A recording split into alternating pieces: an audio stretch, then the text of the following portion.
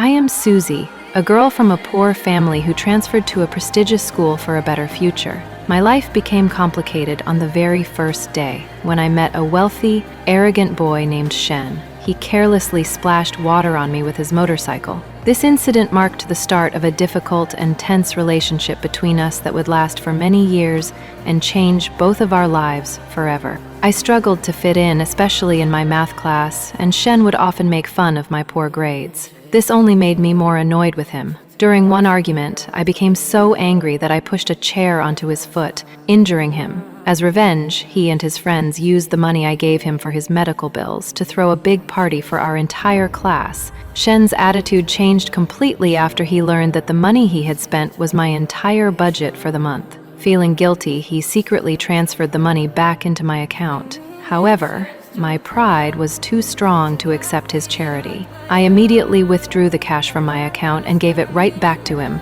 refusing his attempt to make things right between us. Seeing how much I was struggling, Shen offered to tutor me in math. At first, I refused his help, but he reminded me of the huge sacrifices my parents had made for my education. I knew I couldn't afford to fail, so I reluctantly agreed. With his help, my grades improved a lot, and for the first time, I began to see a different, much kinder side of him. Just as we were getting closer, my father passed away. I was overwhelmed with grief and pushed Shen away, completely shutting him out of my life. We barely spoke for 2 years until our school farewell party. That night, he gathered his courage and confessed his love for me. We shared a dance and a hug, and I even kissed him, but I still decided to cut ties with him. I went to a different college and became close with a senior named Joan. When Shen eventually found me again, a jealous Joan falsely introduced himself as my boyfriend. The situation became worse when Shen forcefully kissed me right in front of Joan. Later that night,